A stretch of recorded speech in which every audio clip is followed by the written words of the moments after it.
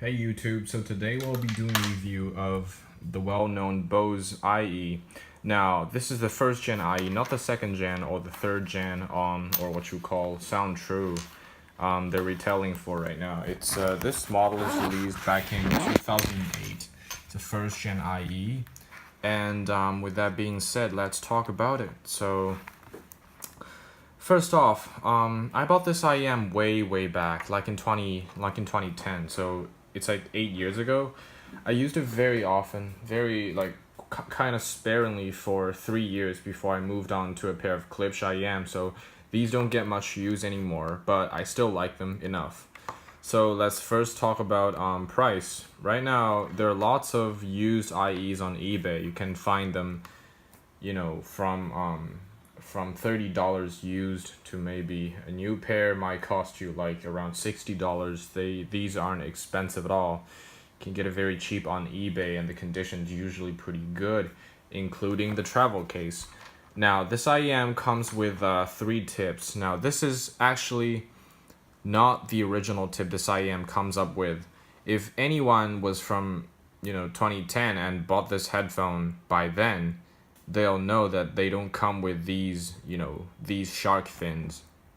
They do not come with shark fins. And instead, the first gen IE actually only comes with an ear tip like this one, excluding the shark fins. Yeah, just like this one.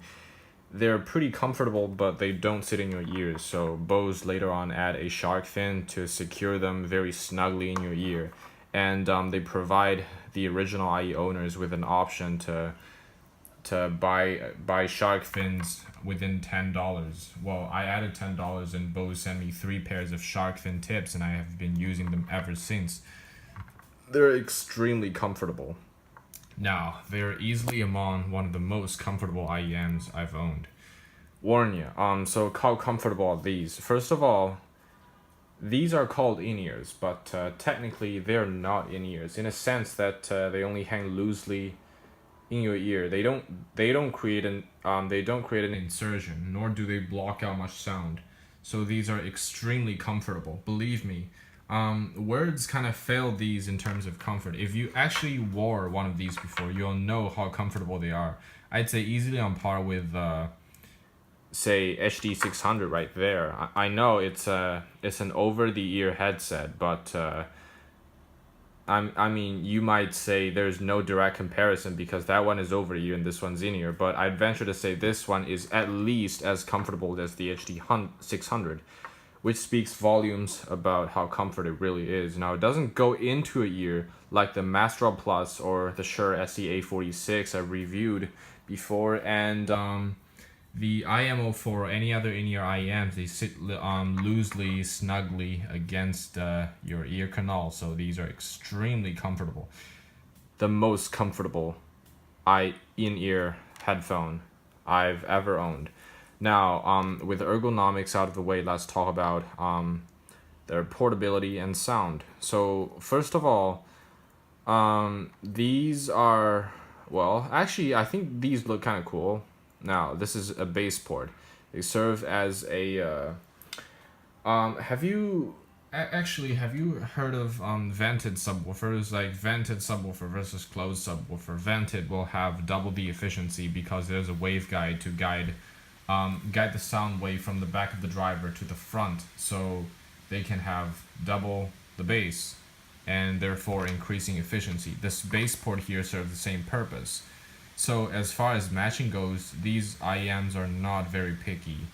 Well, for $50, you don't expect to get the most analytical or, correct sounding IEMs out there, but they have a very fun sound signature. Many people might tell you, well, no highs, no lows must be BOSE, but actually I don't feel like that's the case with the IE. The IE has a very, I won't call it punchy, but it has a very fun bass response. It's not tight, nor does it dig extremely deep, and it isn't very controlled or anything, but it is just enjoyable. And I guarantee you that the first thing you can think of while listening to this IEM is a pair of speakers, not very high end, But these remind me of speakers much more than any other IEMs do, including the Master Plus and the SE-A46. They don't have the bass response this IEM does, and it presents a very relaxed sound signature that's